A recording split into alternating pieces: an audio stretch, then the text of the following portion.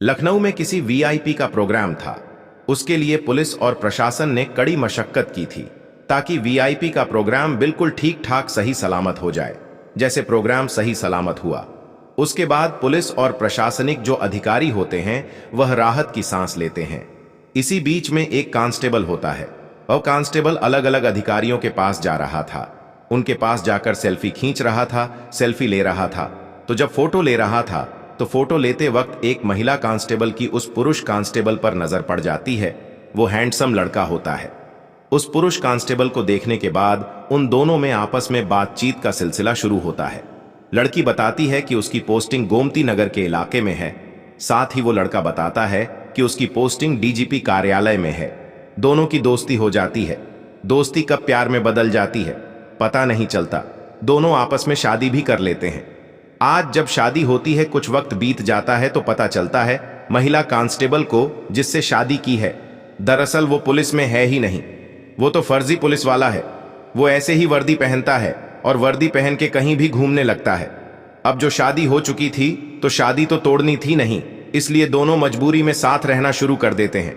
अब तक ठगी करता था वह अकेला पुलिस कांस्टेबल बनकर, लेकिन बाद में यह भी शामिल हो जाती है जब जब वो ठगी करता था तब यह महिला कांस्टेबल दरोगा बनकर उसको बचाने के लिए पहुंच जाया करती थी।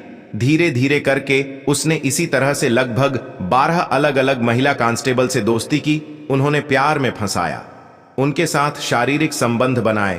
पुलिस जब उसे पकड़ती है तब उसके मोबाइल से कई तरह के राज सामने आते आते हैं। आखिरकार वह व्यक्ति कौन है, कैसे वह पकड़ा जाता है और किस किस महिला के साथ वह कैसे कैसे संबंध बनाता है, आज की इस कहानी के माध्यम से यही जानने की, यही समझने की कोशिश करते हैं। आज की जो सच्ची घटना मैं आपको सुनाने जा रहा हूं, ये सच्ची घटना शुरू होती है उत्तर प्रदेश के जिला बरेली का एक थाना लगता है। यहीं पर एक महिला कांस्टेबल की तैनाती होती है।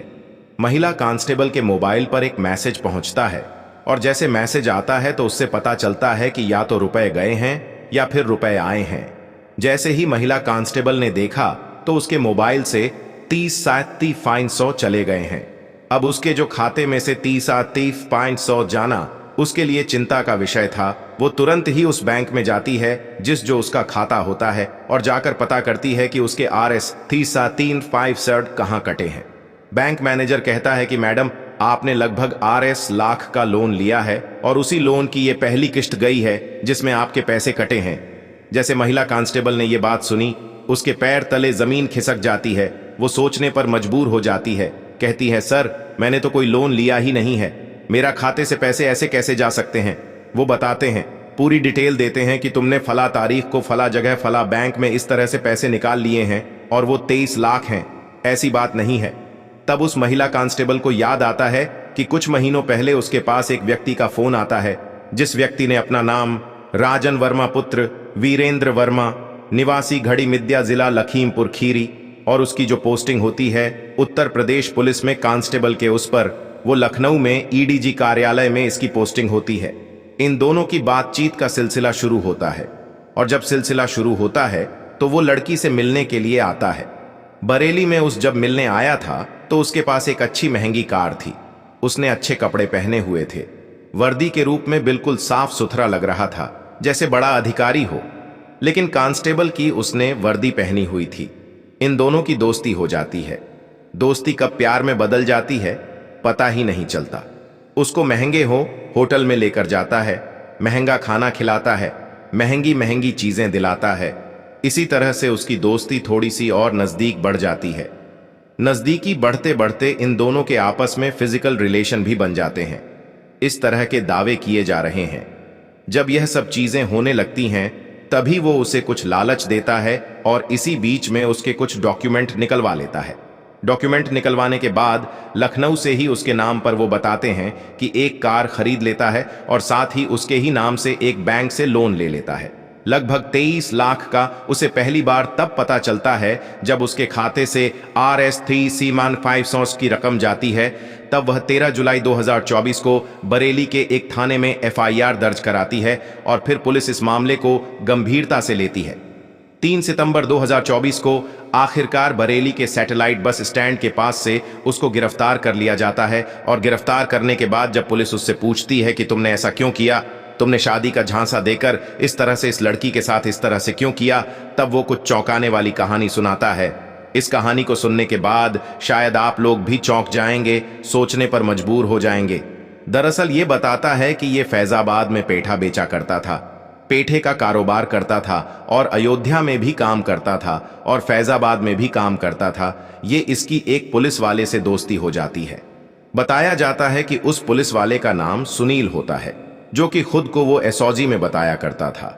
अब इसी बीच में इन दोनों की जब दोस्ती हो जाती है, वो इसे पेठा दिया करता था, इससे सूचना लिया करता था। इस तरह की जब बहुत सारी नजदीकियां बढ़ जाती हैं, तभी इस लड़के ने, जिसका नाम राजन वर्मा होता है, इच्छा जाहिर की कि भाई साहब मैं भी पुलिस में भर्ती होना चाहता हूं, कोई तरकीब बताइए। जब बात पुलिस में भर्ती होने की थी तो उसने कहा कि तुम RS लाख का इंतजाम कर लो, पुलिस में भर्ती कराने की जिम्मेदारी है। आखिरकार RS 5 लाख का इंतजाम कर दिया जाता है और उस सुनील नाम के व्यक्ति को दे दिए जाते हैं, जो खुद को एसओजी में बताया करता था। इसके बाद उसने उसकी नौकरी लगवा दी, उसे कहा कि तुम्हें मेले में ड्यूटी करनी है, उसके लिए वर्दी सिलवा दी, उसके लिए जूते दिलवा दिए, जो भी पुलिस के पास में सामान होते हैं वो सारी चीजें दिलवा दी, आई कार्ड तक दिलवा दिया और मेले में जहां तहां वह नौकरी करने लगा। अब जैसे ही महीने का शुरुआत होती थी तो पिछले महीने की सैलरी तुरंत उसके खाते में आने लगी। 3 महीने तक उसने इसी तरह से काम किया, लेकिन 3 महीने बाद उसको एहसास हो जाता है कि शायद वो पुलिस में नहीं है, उसके साथ ठगी हुई है। अब वो अधिकारियों के पास जाता है, थाने जाता है, जाकर FIR दर्ज कराता है। कहता है कि सुनील नाम के व्यक्ति ने उसको छल किया है, 8 लाख उसने उससे ले लिए हैं और जबकि उसकी जो पढ़ाई लिखाई है वो 8वीं पास तक है। हालांकि उसने वादा किया था कि 10वीं और 12वीं के भी वो कागज बनवा कर दे देगा। पुलिस अब इस व्यक्ति के खिलाफ मामले की जांच पड़ताल में जुट जाती है, लेकिन राजन वर्मा को 3 महीने वर्दी पहनकर ऐसा लगा कि जैसे वो सचमुच पुलिस वाला ही है, कि उसने बहुत सारे तौर तरीके सीख लिए थे। इसीलिए पुलिस सुनील के खिलाफ तो कार्रवाई में जुट जाती है, लेकिन ये राजन वर्मा जो होता है ये मुरादाबाद की तरफ निकल जाता है। ये वो दौर था जब कोरोना काल खत्म हुआ था और हर किसी को मास्क लगाने की अनिवार्यता कर दी गई थी कि कोई व्यक्ति अगर घर से बाहर निकलेगा तो बिना मास्क के बाहर निकलेगा। ऐसी स्थिति में राजन वर्मा वर्दी पहन के घूम रहा था। यह मुरादाबाद सिविल लाइंस का इलाका था। वहां पर जब घूम रहा है तो उसने लोगों को टोकना शुरू कर दिया, रोकना शुरू कर दिया और डंडे फटकने शुरू कर दिए। क्या तुम मास्क क्यों नहीं लगा रहे हो? कुछ लोगों ने, जिनके पास मास्क नहीं था, उनसे पैसे वसूल करने लगा। इसी तरह से बताया जाता है कि उसने एक पुलिस वाले को ही पकड़ लिया था जो बिना मास्क के था, हालांकि वो सादा वर्दी में था। अब पुलिस वाले ने उससे पूछा कि तुम्हारी पोस्टिंग कहां है, तो उसने बताया कि मेरी सिविल लाइंस थाने में पोस्टिंग है। तो पता चलता है कि सिविल लाइंस थाने में तो इस नाम के किसी व्यक्ति की पोस्टिंग नहीं है, क्योंकि वो खुद सिविल लाइंस थाने का सिपाही बताया जाता था।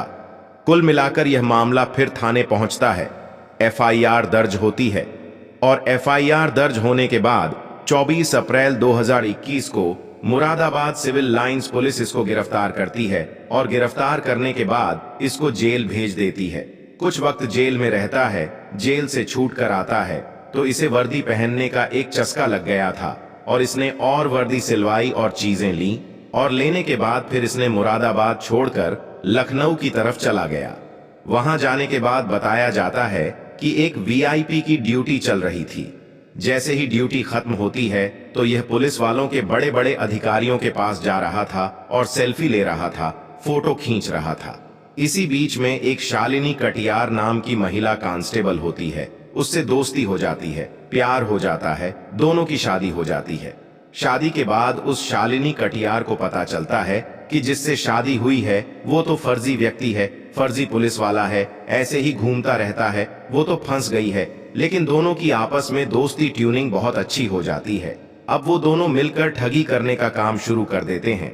अब यह ठगी करता था, जब पकड़ा जाता था तो इसको, यह जो महिला कांस्टेबल होती है शालिनी कटियार, वो दरोगा बनके उसे बचाने के लिए पहुंच जाया करती थी।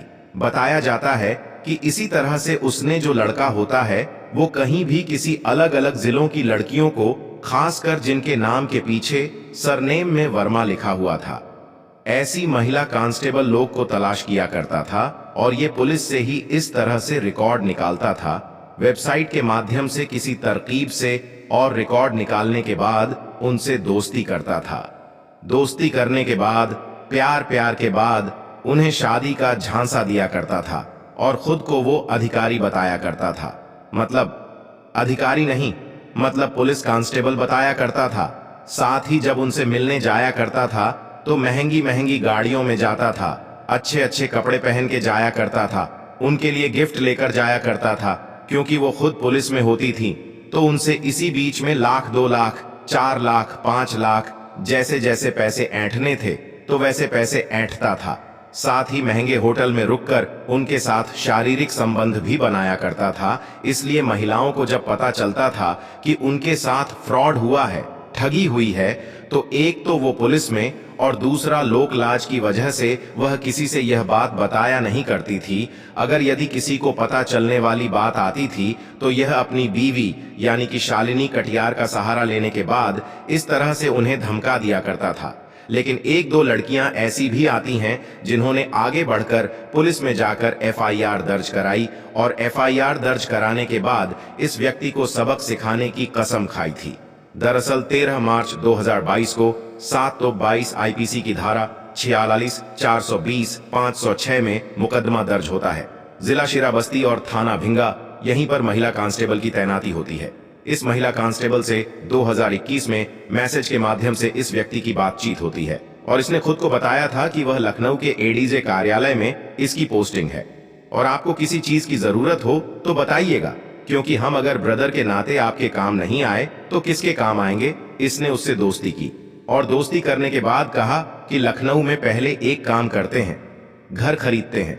हालांकि शादी की बात उससे करता है कि शादी करेंगे तो घर खरीदना है, तो उसके लिए तुम्हें कुछ पैसे वैसे की जरूरत पड़ेगी, तुम भी कुछ पैसे का इंतजाम करो और मैं भी कुछ पैसे का इंतजाम करता हूं। तो लड़की ने RS 5000 का इंतजाम किया और RTGS करा देती है। RTGS जब कराई जाती है तो RTGS कराने के बाद वह एक खाते में भेज दिए जाते हैं। पैसे वह SBI का खाता होता है और शालिनी कटियार के नाम से होता है। वह कहती है कि उस जो घर है उसकी रजिस्ट्री कब होगी, तो बताता कि फरवरी 2022 में रजिस्ट्री हो जाएगी और तुम टेंशन मत लो। फरवरी 2022 गुजर जाता है। जब वो रजिस्ट्री नहीं होती तो वो लड़की परेशान हो जाती है, कहती है कि तुमने मतलब रजिस्ट्री भी नहीं करा रहे हो, आखिरकार पैसे भी नहीं दे रहे हो, बात भी नहीं कर रहे हो, क्या बात है। तब वो लड़का इधर उधर की बातें करने लगता है। तब उसने, लड़की ने यानी कि महिला कांस्टेबल ने, जो कि श्रावस्ती थाना विंगा की रहने में पोस्टिंग होती है, उसने पता किया कि यह तो फर्जी पुलिस वाला है और जिस खाते में पैसे गए हैं वो असली महिला कांस्टेबल है जिसकी पोस्टिंग लखनऊ थाने में है। तब ये थोड़ा परेशान हो जाती है और एफआईआर दर्ज कराती है ताकि इस व्यक्ति के खिलाफ कड़ी से कड़ी कार्रवाई हो सके। कुछ वक्त बीत जाता है और एक और मामला सामने आता है। 13 नवंबर 2022 का लखीमपुर खेरी का थाना लगता है। मितली यहां पर एक महिला कांस्टेबल की पोस्टिंग होती है। बताया जाता है कि इसने उसके नाम के पीछे भी सरनेम वर्मा लिखा हुआ था और इसके नाम में सरनेम वर्मा है। इसने खुद को डीजीपी कार्यालय में पोस्टिंग बताई थी। कहा कि एक काम करते हैं, लखनऊ में मैं आपके लिए बढ़िया सा प्लॉट दिलवा देता हूं, आपको परेशान होने की जरूरत नहीं है। आपके पास आपके नाम एक घर होगा और प्लॉट होगा तो कितनी अच्छी बात है। इस तरह से उसने अपने प्रभाव में लिया और प्रभाव में लेने के बाद उसने कहा कि आपको 7 लाख का इंतजाम करना है। उसने RS 7 लाख का इंतजाम किया और एक खाते में ट्रांसफर कर दिए। जब ट्रांसफर कर दिए, उसने कहा कि कुछ पैसों की और जरूरत है, तो उसने अलग अलग किश्तों में RS 5 लाख डाल दिए थे। यानी कि लखीमपुर खीरी के थाना मितौली में जो तैनात महिला कांस्टेबल होती है, उसने 12 लाख की रकम दी थी। 7 लाख खाते में डाले थे और 5 लाख अलग अलग हिस्सों में दिए थे। अब बताया जाता है कि ना तो इसके नाम प्लॉट करवा रहा है, ना ही घर नाम करवा रहा है। तो यह महिला कांस्टेबल परेशान हो जाती है। यह पुलिस के पास जाती है, पुलिस से मदद मांगती है, तो पता चलता है शालिनी कटियार नाम की एक महिला कांस्टेबल के खाते में इसके पैसे गए हैं और वो उसकी बीवी होती है, यानी कि पत्नी होती है। तब पता चलता है कि दोनों मिलकर फ्रॉडबाजी करते हैं इसने। और जब फ्रॉडबाजी करते हैं तभी इसे ये भी पता चलता है कि एक मुकदमा इसके ऊपर पहले भी लिखा जा चुका है। आखिरकार पुलिस इस मामले को गंभीरता से लेती है। 15 नवंबर 2022 को इन्हें गिरफ्तार किया जाता है और गिरफ्तार करने के बाद इन दोनों को जेल भेज दिया जाता है, यानी कि राजन वर्मा को और जो महिला कांस्टेबल होती है उसको भी भेज दिया जाता है जेल में। अब पुलिस इन्हें जेल तो भेज देती है, लेकिन कुछ वक्त के बाद ये छूट के आता है। तो इसका जो काम था वर्दी पहन के इस तरह से रोव गालिब करना और महिला कांस्टेबल को पकड़ना फंसाना।